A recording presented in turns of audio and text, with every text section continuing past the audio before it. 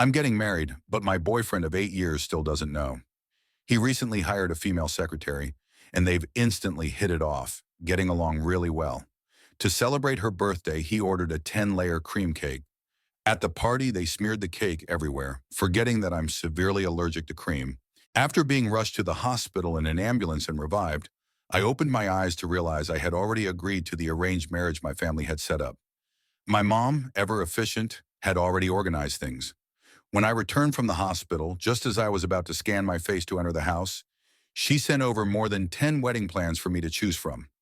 As I scrolled through them, my eyes stopped on the last message. I had always known that my relationship with Ethan wouldn't last. A person who really wants to marry you wouldn't drag things out for 8 years. The wedding plans were already prepared, and the wedding was set for 3 days from now. There was no rush, so I could take my time packing. To any outsider, everything would seem clear, but I had been stuck in Ethan's empty promises, unable to free myself. Ethan appeared behind me without my noticing, and hearing the word wedding, asked, "Wedding? What wedding?"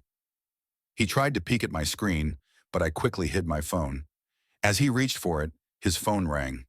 The night was so quiet that I could hear the panic in the woman's voice as she said, "Ethan, I just went downstairs to buy something, and I think I'm being followed. What should I do? I'm so scared. I've been walking around, but I can't lose him." Ethan's face became serious, his eyes filled with concern. He instructed her to go to a well-lit area and wait at the security office. Without hesitation, he abandoned me again and rushed into the night, leaving the wedding plans forgotten. I remained emotionless, my expression unchanging as I called my aunt to say goodbye. 10 years ago, when my parents moved away for work, they left me in my aunt's care. Ethan and I lived next door to each other, and that's how we met. Later, when my aunt got married and sold the villa, I temporarily moved in with Ethan so as not to interfere with her new life. I never thought it would last 8 years. When I told my aunt I was getting married, she was surprised and asked, "Married to Ethan? Well, it's about time after 8 years." I shook my head and told her, "No, it's an arranged marriage. I don't even know the person." My aunt fell silent for a moment and then slowly asked, "Have you really thought this through?" "I think he likes you, but I don't understand why he never wanted to marry you. Should I talk to him?" I smiled slightly and replied, "No need. It wasn't really a relationship anyway. We were never officially together, just stuck in a vague situation for 8 years. If I don't end it now, I'll run out of time." My aunt was shocked that after living together for so long, we hadn't confirmed a formal relationship, but she supported my decision. The next day, I started the 3-day countdown. I had my mom buy some local specialties as a thank you gift for my aunt and to say goodbye. That evening, a delivery truck arrived, and I directed the driver to drop off the items at my aunt's house. To my surprise, I ran into Ethan downstairs with Emma. They were both carrying bags of everyday items they had bought from the supermarket, looking like a couple moving in together. My aunt came down to meet me and noticed them, but before she could ask anything, I interrupted, telling her that my mom had bought the items for her. I advised her to check the expiration dates. I didn't even glance at Ethan, but this time, he took the initiative to explain, "Don't misunderstand. The old neighborhood wasn't safe, so I found her a new place. I didn't know your aunt lived here too." While directing the driver, I casually responded, "You don't need to tell me about your work. My mom bought the things. I don't know when she'll come next, so she bought a lot." Seeing that I wasn't upset, Ethan sighed with relief and offered, "The northern suburbs aren't far. Let me know if you want to visit. Don't worry." He still had no idea I was planning to leave, and I wasn't going to tell him. My aunt wanted to say something, but seeing how Ethan was carefully looking after Emma, her face darkened. The four of us stood there in awkward silence until Emma suddenly complained about being tired. Hearing her, Ethan immediately told the driver to stop unloading. He said they didn't have much to carry and took the elevator first. Watching him with bags of daily necessities, I stepped aside to let him through. His eyes flashed with surprise as he hurried inside. When the doors closed, I couldn't help but think about my past with Ethan. When my aunt had just moved, he had done the same, running errands for me, taking care of everything, and even moving all my luggage into his place with a smile, saying he was preparing for the future lady of the house. My aunt sighed beside me and asked, "Aren't you going to talk to him? You've known him so long." If you break up over a misunderstanding, it would be a pity. I shook my head. There's no misunderstanding between us. He never leaves misunderstandings unresolved overnight. If he doesn't explain, that's the answer. In truth, Ethan and Emma hadn't bought much, and it could have been moved in one trip. But even after I finished saying goodbye and delivering the gifts, I didn't see Ethan downstairs. Out of politeness, I texted him to ask when he'd be back. He replied almost immediately with a voice message. When I opened it, it was Emma's voice. She said, "Ethan's helping me fix the wiring in the house. No one has lived here before, so there's a lot to fix. You should head home first. I don't want to waste your time." Just as I was about to close my phone and call a cab, another message arrived, telling me not to overthink things. Emma added that Ethan was just helping her out since he felt bad that she was living alone in such a big city. Thinking about my parents who had long been far away, I swallowed my words and ended the chat. Sitting in the car and staring out the window, Ethan called me. He asked, "Why are you being so harsh on Emma? She's my subordinate. What's wrong with helping her find a place? The company hasn't provided housing yet, so I'm just helping out. Amelia, when did you become like this? At the birthday party, you were cold, saying you didn't feel well and had to leave. I hadn't even had a moment to confront you about everything, yet now you're throwing a tantrum." Through the phone, I could hear Emma's muffled sobbing. The innocent, naive girl Ethan had described was clearly putting on an act. I took a deep breath, finally understanding her intentions but not feeling the need to explain myself. "It's fine, my fault, I was just asking," I said, brushing off his accusations. "I'm already home. Didn't wait for you." His unfinished rant was cut short by my calm response. I hung up just as the car pulled up at the neighborhood entrance. As I stepped out, my phone started flooding with notifications from Ethan's work group chat.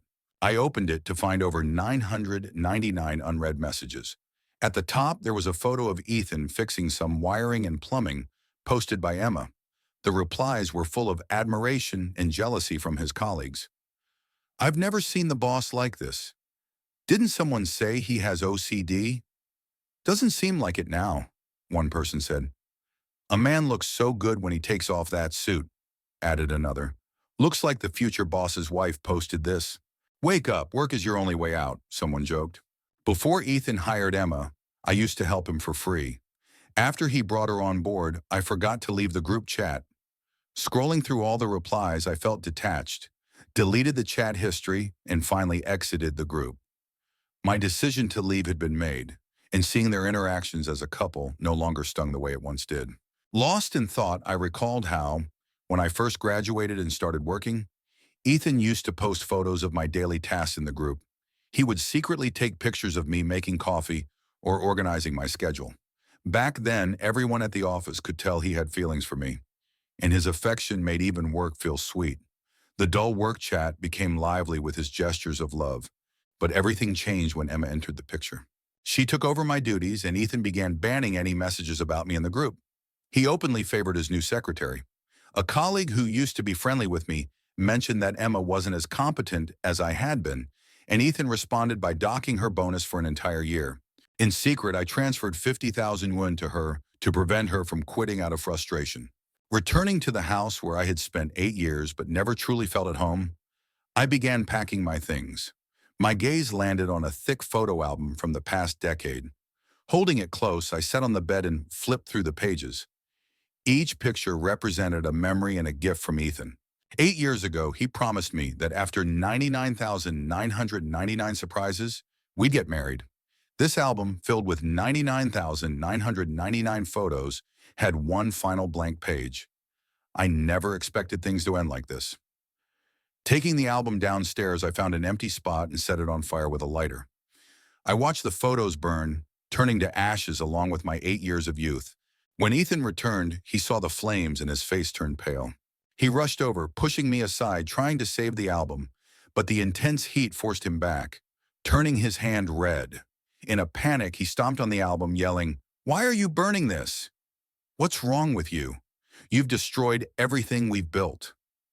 I struggled to my feet, brushing dust off my pajamas. The fire cast a warm light on my face, but my voice was cold. "It's nothing. I just saw some bugs crawling around, maybe cockroaches. Decided to burn it." Seeing my calm demeanor, He realized he had overreacted.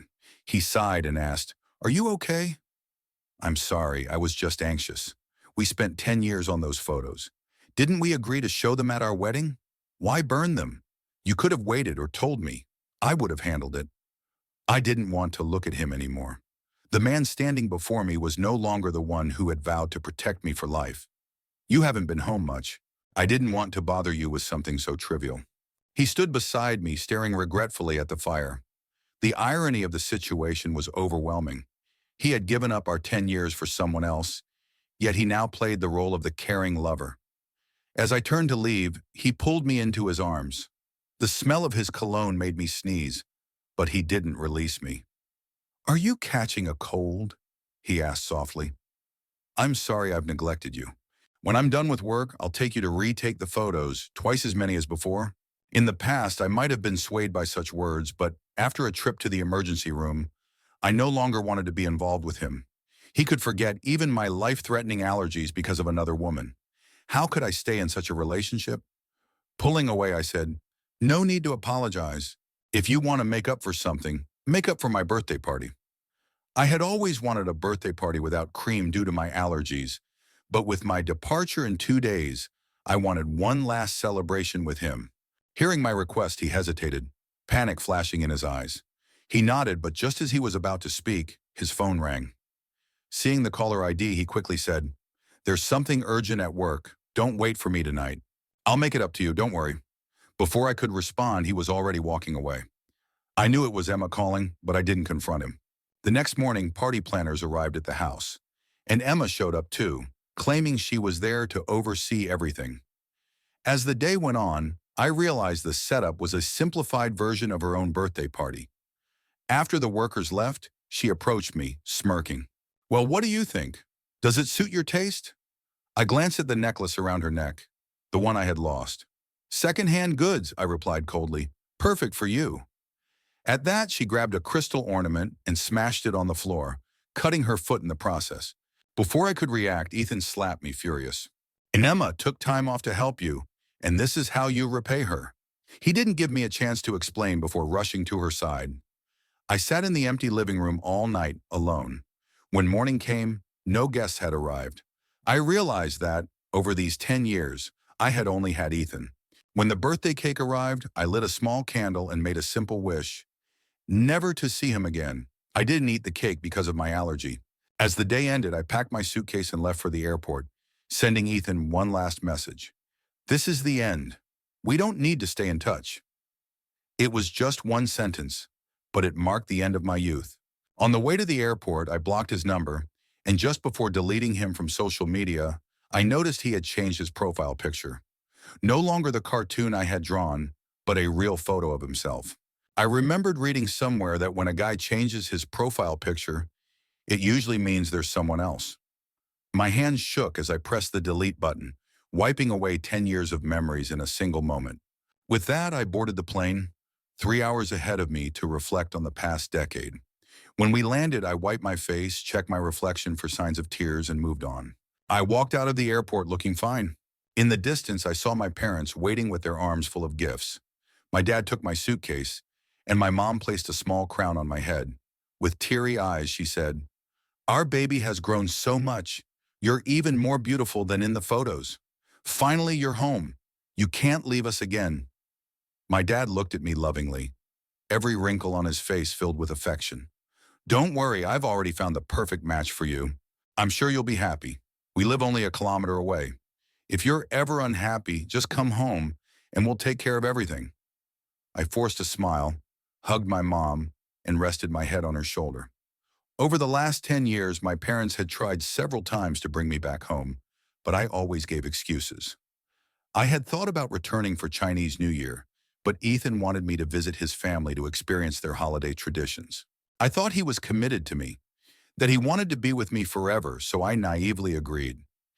Every holiday over the past decade had been spent with his family. Now, standing before my aging parents, I was overcome with guilt. I nodded firmly. "Don't worry, I'm not a kid anymore. I won't run home just because I'm upset. Besides, when I get married, I'll be happy." Aunt asked me to send her regards and said she'll come to the wedding after she finishes her work. After that, my parents led me to the car to head home. Just then, my phone rang. The number wasn't saved, but it seemed familiar. I answered, and Ethan's angry voice came through. Who gave you the nerve to block me? Where are you now? You've hurt Emma, and you don't even care? You didn't clean up the party, and now you're gone? You have an hour to apologize to her at the hospital, or I'll be really mad. Before I could respond, I heard Emma's soft voice. It's okay. It's just a few scratches. Don't blame Amelia. She didn't mean it. Maybe she didn't like the party setup, but it's my fault. The call ended abruptly, and I knew Ethan was busy comforting Emma. A sick feeling churned in my stomach. My mom noticed and asked, Sweetheart, what's wrong? Are you okay? Should I get you some medicine? I pressed my lips together and shook my head. I'm fine. It was just a prank call. Let's go home. What about the wedding dress? Should we try it on just in case? I'm worried it might not fit. My mom thought for a moment and then asked my dad to turn the car around. You're always so thoughtful, but the dress was custom made. It should fit perfectly. Still, it wouldn't hurt to try it on and see how beautiful you'll look. Seeing the excitement in her eyes, I didn't respond. Traffic in the city was awful, and it took over an hour to reach the store. With the staff's help, it took another hour to put on the wedding dress. Looking in the mirror, I saw a familiar yet strange reflection. I couldn't stop the tears. The dress was beautiful, just like the one I had dreamed of, but the groom wasn't who I had imagined.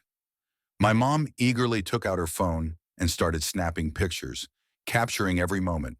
Before I could stop her, she had already posted the photos online. Look how stunning you are. You look like a model. I'll send this to everyone and make them jealous. I felt helpless but couldn't refuse.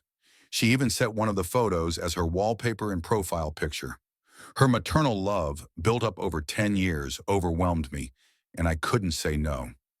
After taking off the dress, my dad hesitated. How about meeting Jaden before the wedding? You've never met him, and it might be awkward. I paused but then shook my head. No, it's okay. I trust your judgment. My mom noticed my low mood and signaled my dad to drop the topic. Once we were in the car, my aunt called. Have you told Ethan you're back? He seemed pretty calm. I just saw him helping someone upstairs. I almost lost it when I ran into him by the elevator. No wonder Ethan hadn't contacted me all day. He was busy with Emma. I lowered my eyes to hide my emotions. I haven't told him. I just said we broke up. There was never a formal confession. He's just a friend. There's no need to tell him I'm getting married. My aunt sighed. I don't understand young people these days. Anyway, I'll be there for the wedding. See you soon. Thanks, Aunt. Please be safe. After the call, my mom fumed. 10 years and he couldn't even give you a proper confession? You wasted a decade on someone like that. I should have brought you back sooner. What a jerk. You always defended him, and I thought you were happy. How could he treat you this way? I gently patted her hand to calm her down. I never lied. I was happy. Until Emma showed up. We were so close to happiness. How did everything fall apart? I fought back the sobs, staring out the window at the unfamiliar city, hoping that by coming home, I could start fresh. But as soon as we got home and I finished washing up, my mom angrily threw her phone onto the sofa. Who reported the photos I posted? What's wrong with sharing my daughter's wedding pictures? Why are people so mean these days? My dad adjusted his glasses, frowning. Reported? Why? Was it successful? I'll call the company and find out. Suddenly, I remembered something and quickly stopped him. I picked up my mom's phone and saw it. It was Ethan's ID. Just then, my phone rang. I didn't want to worry my parents, so I went to my room to answer. What were you doing at the bridal shop? Who told you to try on a wedding dress? Who were you with? I told you to come home. Didn't you hear me? I've been waiting for you for hours. Don't push me. I took a deep breath. Ethan, do you think you're in control? I'm an adult. I make my own choices. We're done. What does it matter to you if I try on wedding dresses? If you keep harassing me, I'll call the police. And by the way, that's your home, not mine. Before he could respond, I hung up and blocked his number. Lying in the room my parents had lovingly prepared, I couldn't sleep. At 4 a.m., my aunt messaged me. How did Ethan find out where I live? He's been asking about you all day and even knelt at my door, refusing to leave. What's going on? I rubbed my tired eyes and replied, I've explained everything to him. He's just losing it. He can't handle me disappearing after all these years. It's probably his pride. You didn't tell him where I am, right? Of course not. I'm not that foolish. I'm on my way to the airport now. See you at the wedding. But do weddings really start this early? Why are you awake? I didn't reply and turned off my phone. Tears filled my eyes as I tried to sleep. But even in my dreams, I couldn't escape the feelings. I couldn't find peace. Ethan's voice rang in my ears. You can't leave. You can't leave me. I won't allow it. Who told you to get married? You can only be with me. I know I was wrong before, but please give me another chance. Please forgive me. Tears soaked my face and my entire body trembled as I cried. It wasn't until my mom called out to me that I snapped out of the nightmare. What happened? What did you dream about? Why are you crying like this? Are you not going to get married? If you don't want to, don't. I'll talk to them. Don't force yourself. I quickly grabbed her hand. No, I just had a nightmare. I'm fine. After a quick wash-up, I was about to get ready when my phone rang. It was Emma calling with the last digits of her number. She was probably calling to gloat since she was the winner and I was the deserter. I didn't answer and coldly ended the call. She sent several more messages in a row. I'm sorry, it's all my fault. Please forgive me. It was all my mistake. Can you talk to Ethan and ask him not to fire me? I have elderly parents to support and I can't lose this job. The rent is all on me and I can't afford it alone. I've drained all my savings. I can't keep going. I admit I had some feelings for Ethan before, but we never did anything. I swear on my life. He stopped answering my calls and deleted my contacts. I have no choice but to ask for your help. The company employees say Ethan listens to you more than anyone else. Mom walked in with breakfast and seeing me staring at my phone asked, "What's wrong? Is something going on?" I shook my head, not replying to Emma's messages. I didn't believe a word she said and didn't want to be involved with the past anymore. Once the wedding was over, I'd change my number. After all, I didn't have many friends, so changing it wouldn't affect me much, but would save me a lot of trouble. I had just taken a bite of breakfast when the doorbell rang. Mom mumbled as she went to answer the door. Who is it this early? Didn't Jaden just message saying he hasn't left yet? Soon she returned holding a cup of coffee. Who ordered takeout? Take a look at the note. It says, Princess Amelia. Oh, it's yours. Your coffee is here. Mom will put it here. You should drink less of this stuff. If you want, I can have Aunt make you fresh.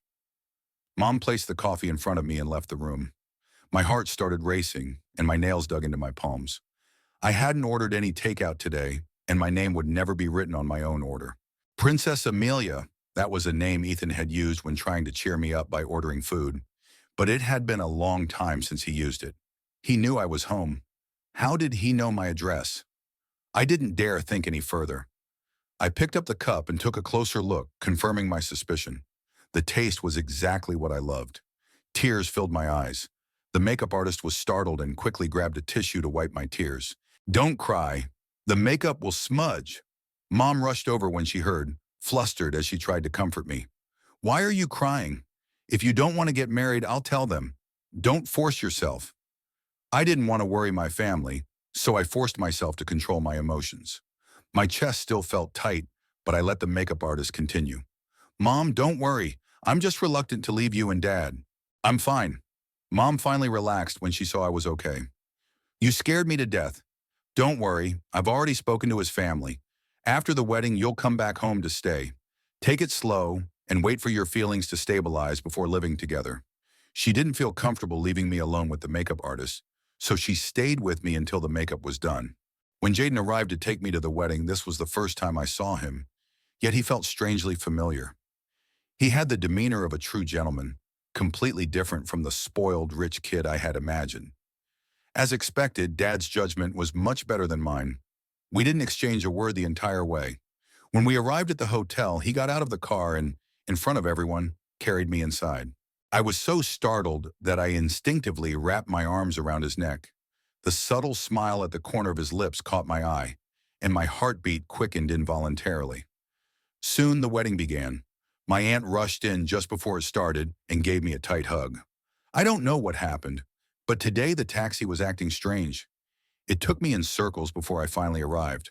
I thought it was just the driver avoiding traffic. I had her sit down to rest while I went up to the stage. But ever since I entered the venue, a feeling of unease filled my heart. When the ceremony reached the point of exchanging rings, a furious shout suddenly came from outside the door. "Stop! I don't agree!" The next moment, Ethan's tall figure appeared in front of everyone. Mom and Dad's faces immediately darkened, and they quickly called security to escort him out. But for some reason, today Ethan, who usually cared so much about his pride, actually got into a physical fight with the security guards. One person took down an entire crowd. He quickly made his way to the front, striding with determination. He reached out his hand to me. "Amelia, you can't marry him. You can only be my bride. I know I was wrong before. I had all my mistakes. Please give me a chance. Please, I'll be there for your birthday from now on. I'll buy you a cake whenever you want. I remember you're allergic to cream. After you make your wish, I'll eat the cake for you. Okay? Just come with me. If you come with me today, I'll agree to anything you want." Listening to his desperate pleading words that sounded just like my dream, my heart didn't stir in the slightest. Seeing that I didn't respond, Jaden stepped in front of me, blocking Ethan's gaze. Then he turned to the side and gave orders to the bodyguards to remove Ethan from the wedding venue. The bodyguards from the Goof family were far more skilled than the hotel security, and within moments they dragged Ethan out. I watched coldly as he fell apart like never before. Once he was completely out of sight, I turned without hesitation and exchanged the rings. The small interruption at the wedding was quickly brushed off amidst the host's lighthearted jokes. When the ceremony ended and after socializing with family and friends, Jaden finally reminded me to deal with Ethan. Looking at the calm and composed man in front of me, I nodded and lifted my dress to leave the hotel. Ethan was sitting by the roadside, his face covered in blood. The moment he saw me, he gritted his teeth and rushed toward me. He knelt straight down before me. "Amelia, please listen to me. I was a jerk before, but I've realized what I did wrong. Please give me a chance to make it up to you. I brought you the necklace that Emma stole from you." Saying this, he opened his palm, revealing the necklace. But by the time he changed his mind, the gift had lost all meaning. Whoever had it didn't matter anymore. Anything Emma wore, anyone she loved, all of it disgusted me. Seeing I didn't respond, Ethan panicked. "I really know I was wrong. After you left, I watched the security footage at home that day. You didn't lay a hand on her. It was all a setup by her. I didn't trust you and was fooled by her. It's all my fault. You can blame me, but please give me a chance to make up for it. We've known each other for 10 years. We grew up together, and we agreed we'd walk into the hall of marriage. Have you forgotten that?" Hearing those words, I nodded slowly. I saw his eyes dim immediately. I coldly replied, "Right. Let's say I've forgotten. Is that enough? I was the one who changed my mind. You can think whatever you want. As you can see, I'm already married. I told you we're done. There's no need for us to stay in contact anymore." Before he could respond, he hurriedly pulled out a photo album from his chest.